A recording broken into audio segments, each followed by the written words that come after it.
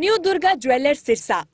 खारिया वाले प्रभुजी सोनी व पीली मंदोरी वाले सज्जन सोनी का भारत सरकार द्वारा मान्यता प्राप्त मशहूर hallmark jewellery showroom new Durga jewellers Parshuram Chowk Sirsa. अधिक जानकारी के लिए संपर्क करें 9813932001 या 9466697217।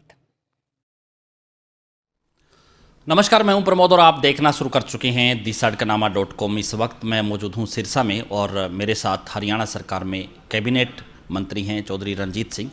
हम उनसे चर्चा करते हैं और जैसा कि आप सब लोग जानते हैं कि होली का त्यौहार है और इस दौरान जो चौधरी रणजीत सिंह हैं वो अपने निवास स्थान सिरसा में हैं। सिरसा में रहेंगे, कार्यकर्ताओं से मिलेंगे और कार्यकर्ताओं की समस्याएँ हैं वो भी लगातार सुनी जा रही है। तो सब बहुत बहुत स्वागत आपका पहले तो। जी, बहुत आपको भी बहुत बहुत बधाई होली की, सबको, सारे इलाके को। जी, क्या कुछ कहना चाहेंगे सर? हाल ही में बजट का सत्र है वो संपन्न हुआ, हालांकि 16 से जो है फिर से उस पर चर्चा को लेकर के जो है रखा गया है।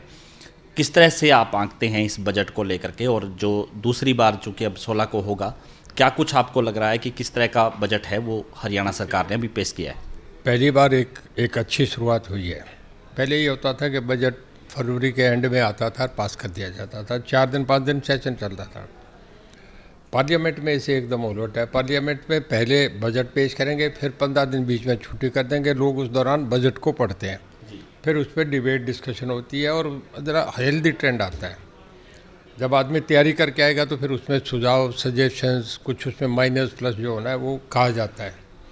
हमारे सीएम साहब ने भी अच्छी शुरुआत करी है कि अब इसमें पहले बजट पेश कर दिया, बीच में छुट्टी कर दी, छुट्टी करके ये पहली बार हरियाणा में हो रहा है कि अब 17 तारीख से फिर सेशन शुरू हो रहा है और 21 तक फिर 5 दिन चलेगा। उसमें सब पढ़ के अपनी तैयारी करके आएंगे। एक लोगों को तैयारी करने का मौका मिला, हेल्दी डिस्कशन होगी और बजट अच्छे तरीके से आएगा। वैसे जो बजट पेश किया है उसके फीचर्स बहुत बढ़िया हैं। एक तो 11 पॉइंट कुछ बढ़ के आया है।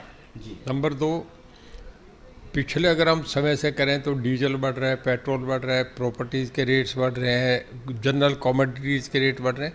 हमारे यहाँ बजट में पहली बार कोई बढ़ोतरी नहीं हुई, उसी पे है, कोई नए टैक्सेस नहीं लगे, ये सबसे बढ़िया है।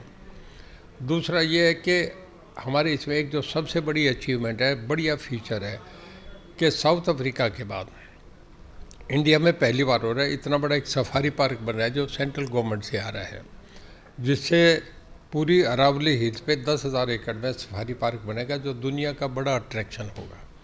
और अरावली हिल्स है, सुखना लेक है, लोग इधर आएंगे, घूमेंगे, दिल्ली के नज़दीक है, सब एयरपोर्ट यहाँ है, दुनिया भर के बाहर के जैसे सिंगापुर में जाते हैं लोग, पूरा लोग इस पर वाइल्ड लाइफ होगी, लोग उसे देखने आएंगे।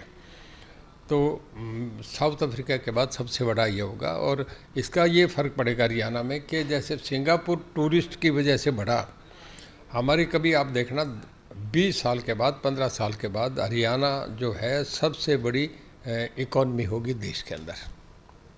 तो साहब, बजट में खास करके जो रानियां हैं, रानियां की हम बात करें तो क्या कुछ रानियां को मिला? हालांकि आप बिजली मंत्री हैं, बिजली में काफ़ी सुधार की बातें आपने कई विधायकों के सवालों के जवाब में काफ़ी सुधार की बातें कही। रानियां को लेकर के क्या कहेंगे? देखिए, रानियां में पहली बात तो एक बार जो देवीलाल ने बनाया था, जीवन नगर और एलनाबाद के बीच में लिंक नहीं था। घग्गर है, बहुत बड़ी पुरानी नदी है, 4 साल पुरानी आ रही है और जैसे यमुना है ऐसी बहुत बड़ी नदी है, इसको क्रॉस करके लोगों को दिक्कत होती, इस तरफ से उधर जाने का बिल्कुल कटा हुआ एरिया था। तो पहला पुल उन्होंने बनाया, दूसरा पुल हमारे अभी माननीय मुख्यमंत्री जी ने दिया है पैसा। हमारा जो कुत्ताबड़ का पुल बन रहा है वो दूसरा बड़ा 14.5 करोड़ रुपए का पुल तकरीबन बन गया, तैयार हो गया, कब इनागोरेशन करें। तीसरा सरसा से लेके और रानिया से जीवननगर, जीवननगर से डबवाली, ये रोड हमारा 23 फुट चौड़ा था, इसे अब 33 फुट चौड़ा कर दिया। ये उससे फॉरेस्ट डिपार्टमेंट से भी कर दिया होगा, पोल्यूशन से भी, अब इसके टेंडर हो गए और बड़ा जल्दी शुरू हो जाएगा। रानिया के अंदर मल्टीपर्पज़ हॉल बन रहा है जो 8 करोड़ रुपए का है। एक पार्क के लिए 4 करोड़ रुपया दिया गया, पूरे शहर में सीवर डाल दिया गया। अब तक रानिया शहर के लोग पानी पीते थे ट्यूबवेल का, अब उन्होंने ये कर दिया कि वाटर बक्स का सैंक्शन कर दिया, तो वहाँ रानिया में वाटर बक्स होगा। अभी हुडा सेक्टर भी रानिया में बनने जा रहा है, जिससे एकदम शहर की लुक ही बदल जाएगी। पूरे हल्के में देखें तो मेरे ख्याल में जब सीएम आए थे, सीएम अनाउंसमेंट में था जिसमें ये 20 गांव में घग्गर का पानी आ गया। अब 12 गांव का और है जिसमें वो उन्होंने इस बजट में डाल दिया।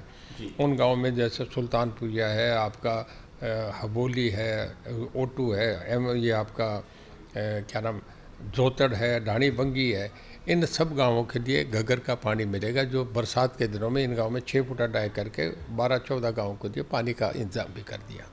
ये बहुत बड़ा काम है।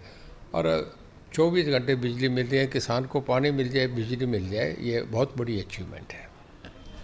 बिजली को लेकर के सुधार के जो कदम है वो कहाँ तक बढ़े, काफ़ी प्रयास है वो आप लगातार कर रहे हैं। देखिए, मैं ये कहूँ बिजली यूँ तो सब जगह चली रही है 24 घंटे, कभी कोई उसमें दिक्कत है ही नहीं। और सबसे बढ़िया एक काम हुआ है कि पूरे देश में हमारी 47 कंपनीज हैं जो डिस्कॉम की है।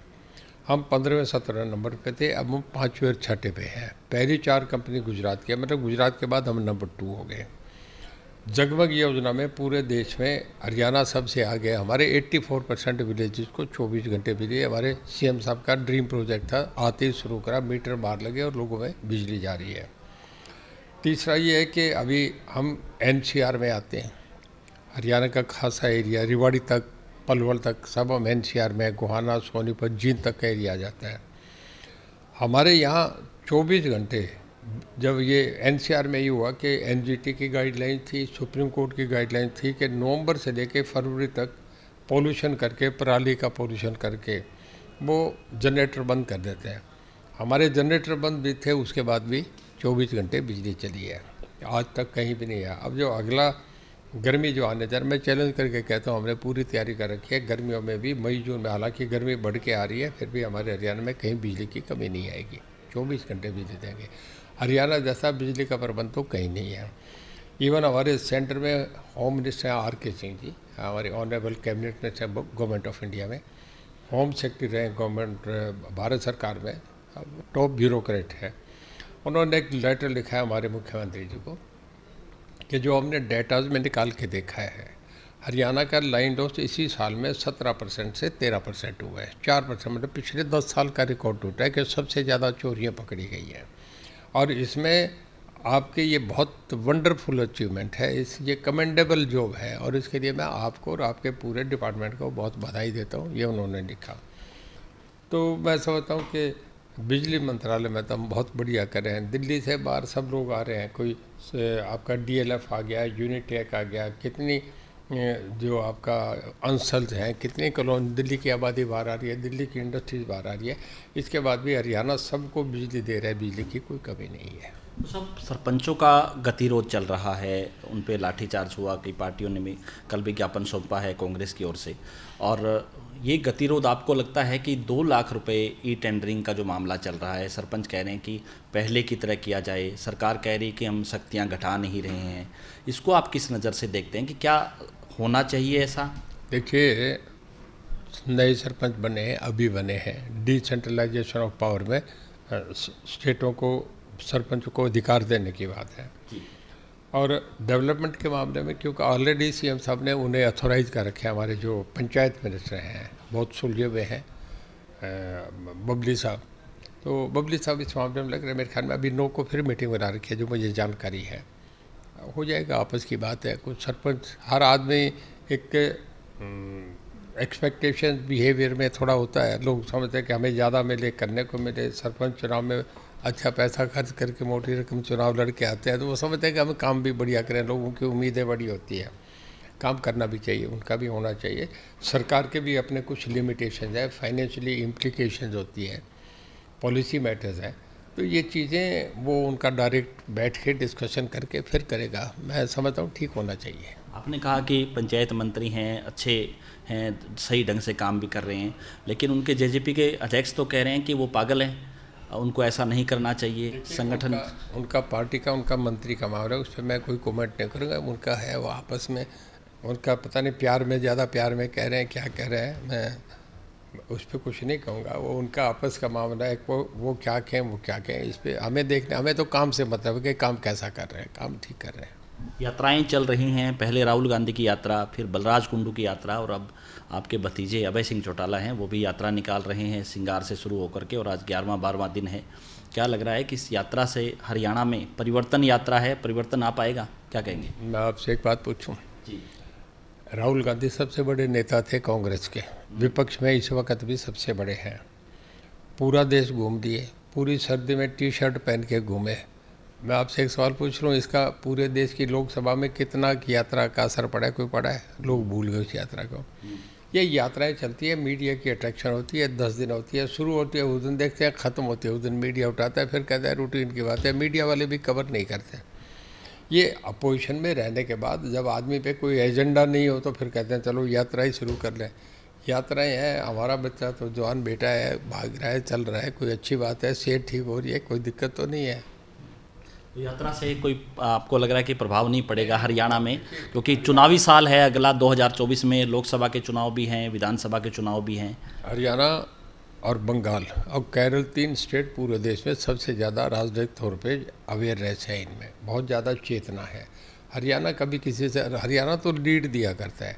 1987 में जो देवलाल ने स्वीप करा, पूरे देश का अपोजिशन का गठन हुआ, प्रधानमंत्री तक वीपी सिंह बने, चंद्रशेखर बने, मुलायम सिंह बने, लालू बने, सारा जो देवलाल ने करा। तो हरियाणा तो देश को अग्रणी स्टेट है, लीड करता है। हरियाणा किसी से सीखता नहीं कि क्या करना चाहिए। तो सब रानिया को उपमंडल बनाने का मामला भी इस बार विधानसभा में उठा। आपको क्या लगता है उपमंडल बनना चाहिए? क्योंकि रानिया का जो वो क्षेत्र है, खारिया के आसपास का जो इलाका है, चाह रहे डिवीज़न बनना चाहिए, सब डिवीज़न बनना चाहिए, पर उसके लिए कुछ ले डाउन पैरामीटर्स हैं सरकार के तय करे हुए हैं। 20 किलोमीटर से पहला दूसरा दूर नहीं होना चाहिए, इतनी जनसंख्या होनी चाहिए, इतनी पॉपुलेशन है, इतने गांव होना चाहिए। उसके लिए कुछ ऐसे पैरामीटर्स हैं, वो जब क्वालिफाई करेंगे तो हो ही जाएगा, कोई दिक्कत नहीं है। ये पैरामीटर्स हैं, ये कैबिनेट में हल हो सकते हैं या इस तरह के लोगों को लाभ देने के लिए? ये जब हो जाते हैं तो अपने आप ही हो जाता है, फिर हो जाता है। जैसे कॉन्स्टिट्यूंसी नई बनती हैं, वोटर बढ़ जाएंगे, वोटों की जनसंख्या के बाद फिर नई कॉन्स्टिट्यूंसी 10 साल के बाद डिलिमिटेशन होती है। तो ये कुछ ऐसी चीज़ें हैं जो होने के बाद ही होती है। मेरे ख्याल में कभी हो जाएगा, मैं भी मानता हूँ कि कभी होगा। धन्यवाद। तो ये थे हमारे साथ कैबिनेट मंत्री चौधरी रणजीत सिंह। लगातार हमारे साथ बने रहिए और इस वीडियो को आप ज़्यादा से ज़्यादा शेयर जरूर कर दीजिए। तमाम सवालों पे हमने उनसे चर्चा की। इस वीडियो को शेयर जरूर कर दीजिए ताकि तमाम लोग तक जानकारी पहुँचे। बहुत बहुत शुक्रिया।